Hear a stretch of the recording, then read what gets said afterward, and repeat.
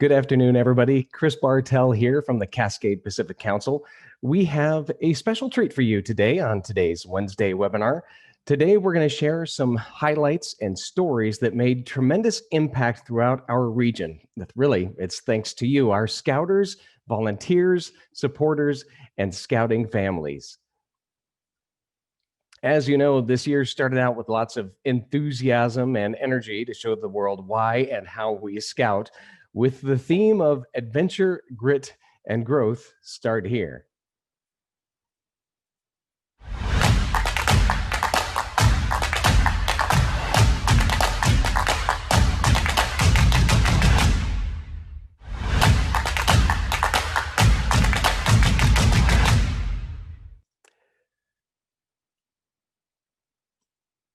Well, we didn't get to do all of the regular Scouty stuff we expected, but in a year like no other, Scouts throughout the Cascade Pacific Council continued to adventure safely with their families and smaller cohorts.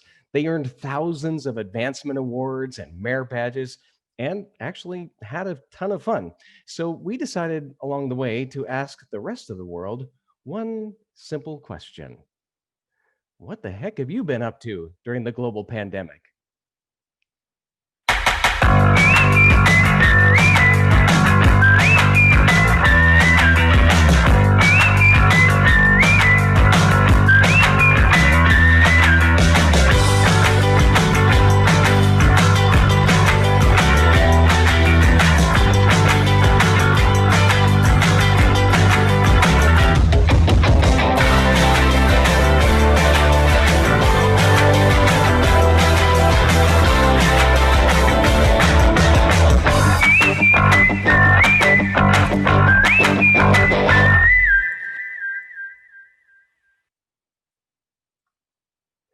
Well, despite everything else shutting down in 2020, as you can see, Scouts and families showed unparalleled grit.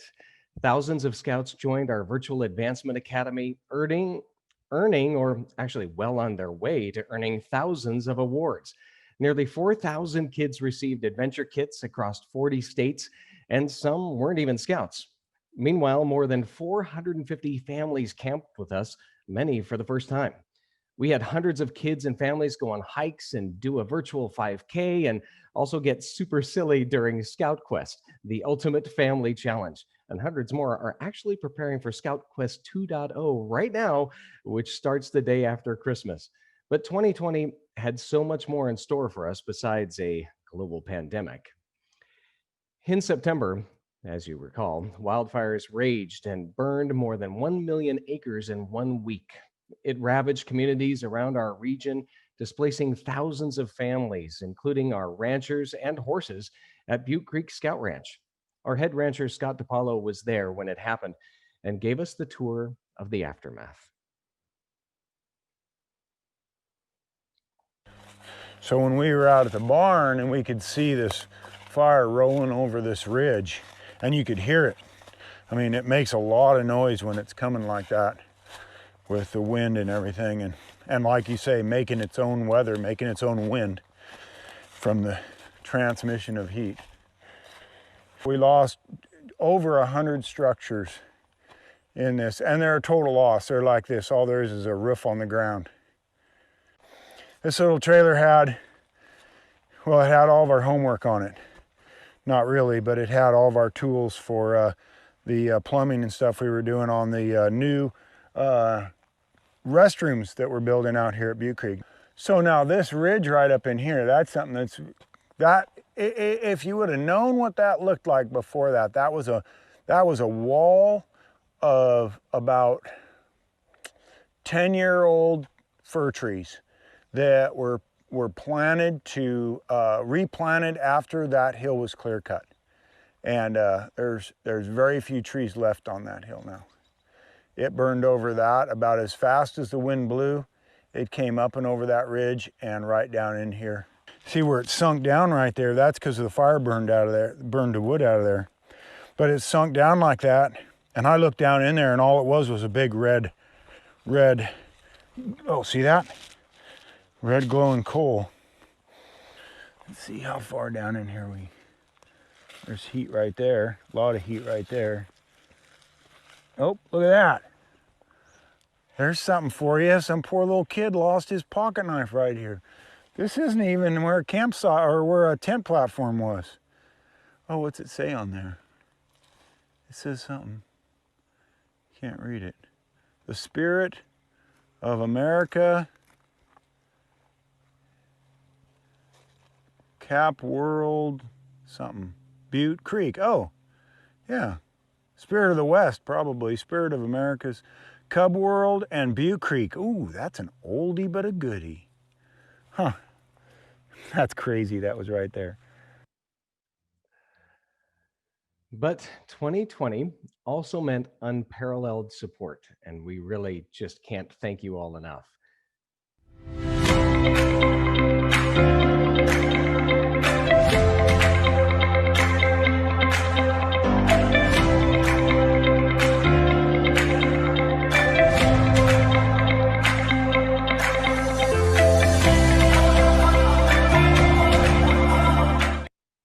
That's right. All of the campsites will be rebuilt, which is just so amazing. Just the support was absolutely fantastic. We also are actually building new shower houses, outhouses, and wash stations. We're going to share a little bit more of that later on in our webinar today, but very exciting. And we just can't thank you enough for all of your support. Absolutely amazing. And besides the loss of our campsites in 2020, we actually also lost an amazing scouter and passionate leader who spent almost his entire life scouting and giving to others, Mr. George Beal.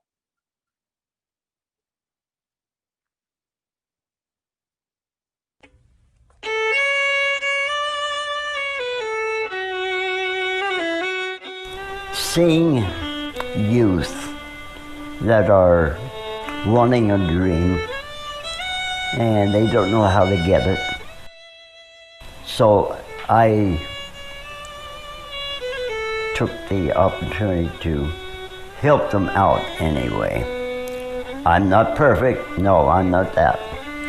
But I want to pass on what I know. Mainly how to get along with others. I went to Philmont 3 times to learn that.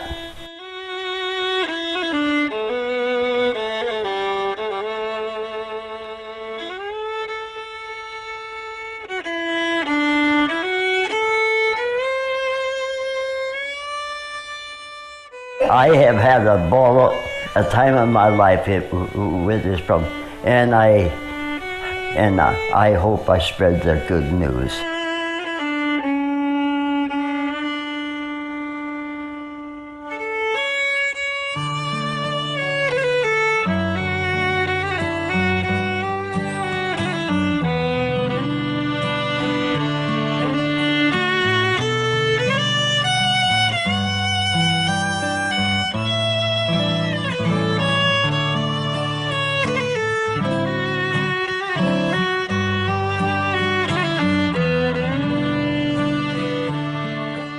It seemed like everything I do is extreme. Did I quote that right?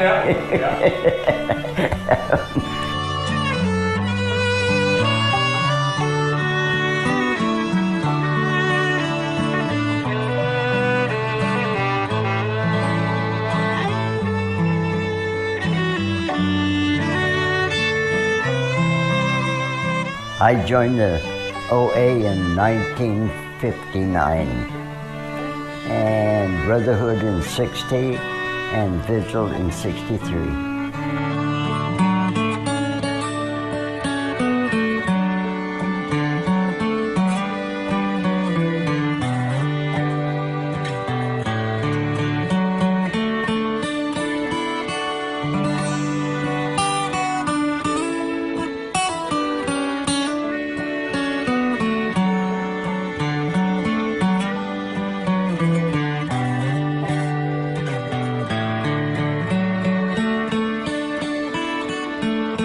Couple years ago, day camp, and there was 7 girls there, and they was all in one group, and they was having a ball, and I said, there it is.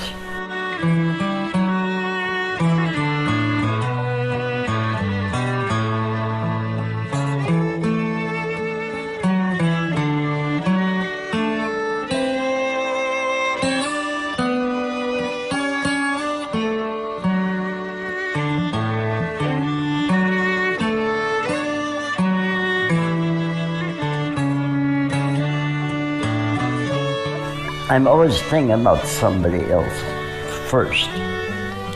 And whatever their needs are or wishes, then I try to be available to deliver to them.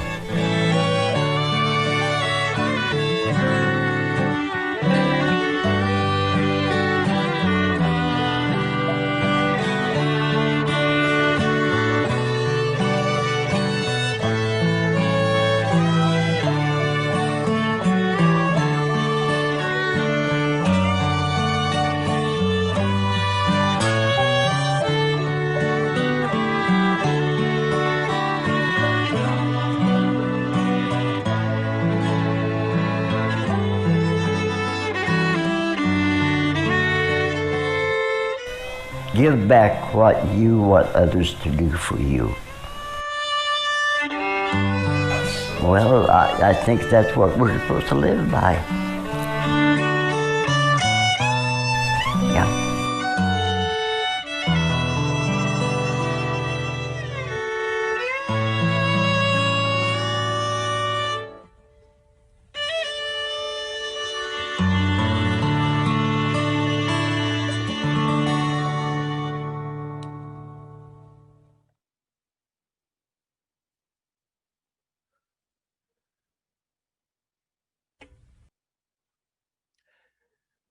Well, I think George pretty much says it all.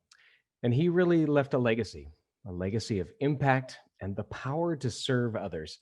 And despite being totally shut down, Scouts across the Cascade Pacific Council are doing just that right now as they strive to persevere on their trail to Eagle. Scouts have been collecting food and other necessities. They've rebuilt trails and play structures and helped throughout their communities.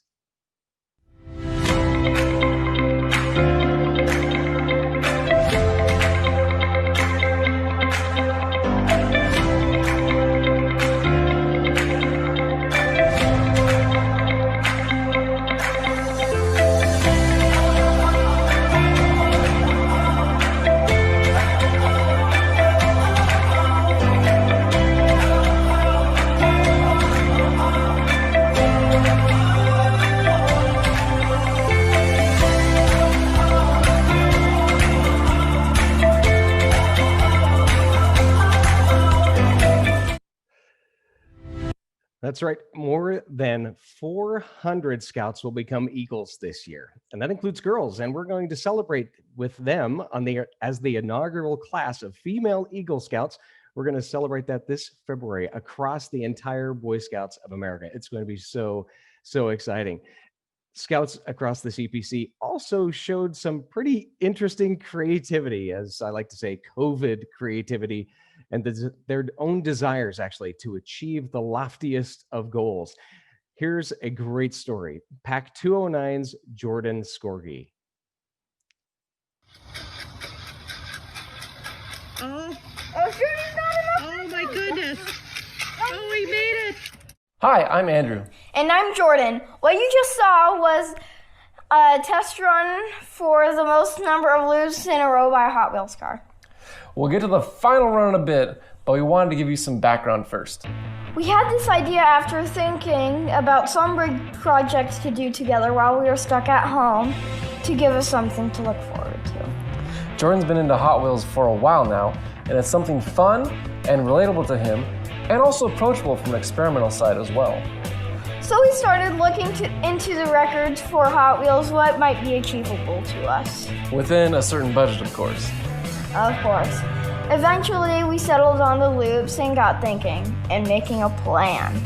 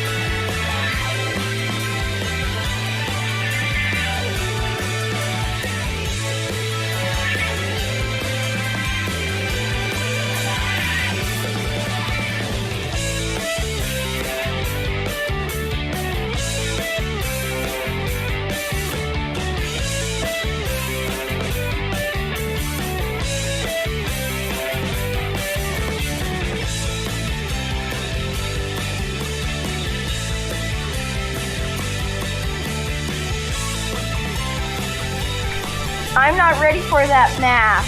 Yuck.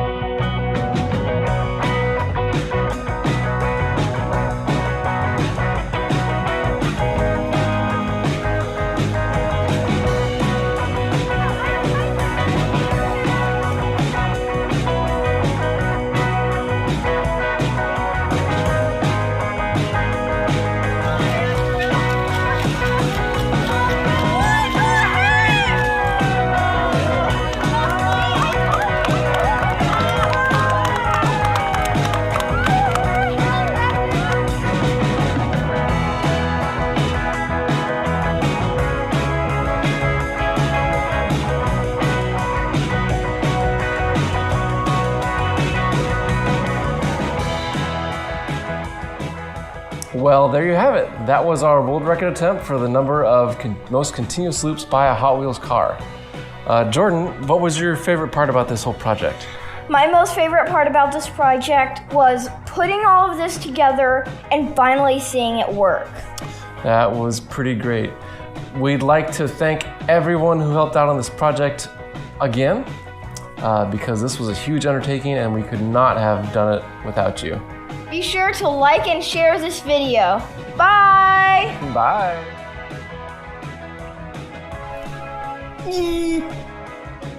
You're not Jordan. Well, I tell you, talk about COVID creativity. Isn't that fantastic? They will actually hear, the Scorgies will hear in just a few weeks, we hope, as to whether or not they actually win the world record. Isn't that totally, totally awesome? So great. Really what this all boils down to is, why the heck do we scout? And it's all about making an impact for generations, whether it's in the individual or across the community. And of course, we all know this, being prepared for life. This is really why we scout. We all know it. And this year, at times it can kind of be easy to forget the impact and power we have in scouting. But here are a few good reminders about why we scout. The last big thing that drew me back to scouting was when my son came home in his uniform. Proudest I've ever seen this kid, right? He had the hat, he had the handkerchief, he was all decked out. But the glow on my son when he came back in full uniform was amazing. His mom actually went to that particular meeting, and we were trying to get everything together, find out what parents going to do what. This is before I even volunteered. But after I see my son and his glow, and he's like, and even to this day, if we had a scout meeting, he's emphatically like, I don't want to be late. I don't want to be the kid that walks in there after 7 o'clock because they've already started the Pledge of Allegiance and done everything else. But he is so committed to it, and that's what got me in. So, it resurrected my fire for the scouting, and then it just kind of one domino fell after that. I became the assistant pack leader and organizer and all that, and now it's just great, man. I love it. I wish we can meet. I wish it was the different circumstances, but it's an amazing experience.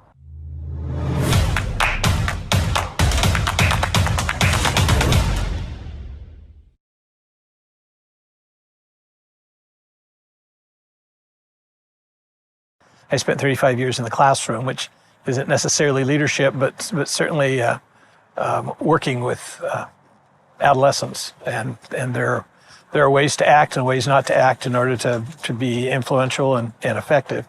But I also made a choice to be active outside of school in local politics, and I spent nearly 23 years on the local Longview City Council and about 10 and a half years as mayor of this community.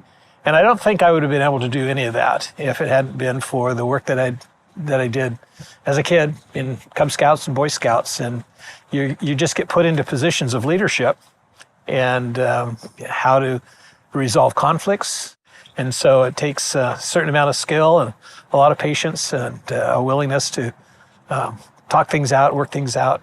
Compromise is important as well. So those have been important for me in the avocations that I've undertaken as an adult.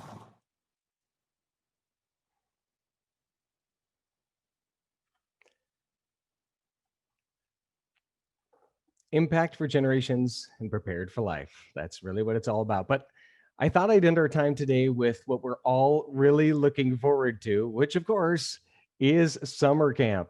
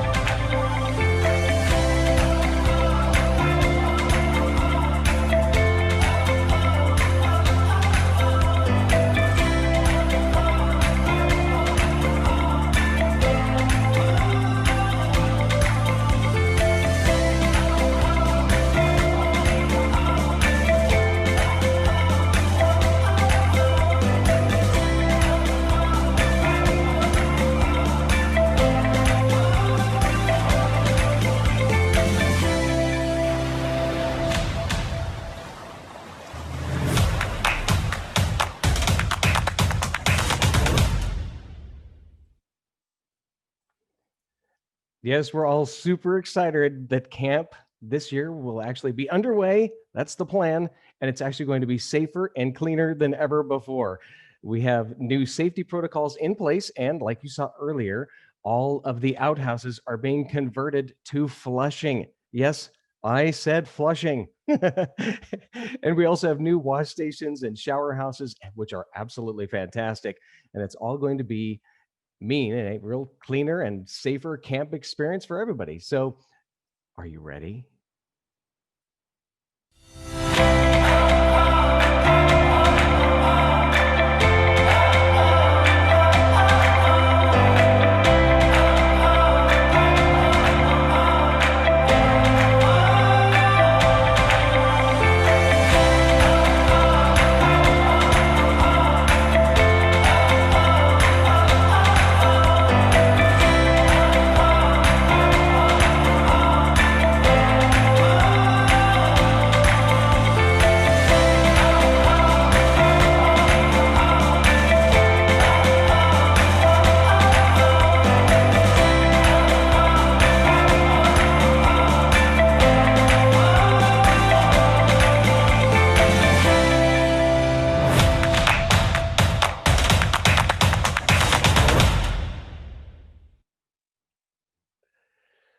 Well, all of this is to say that we scout to grow in grit and to find adventure, to make an impact on our communities for generations, and to be prepared for life. And we're going to get back out there. We are going to continue scouting as we have been through this entire COVID craziness through 2020. And I just want to thank you all for joining us today at the CPC. Merry Christmas, happy holidays, and Happy New Year. And here's to 2021.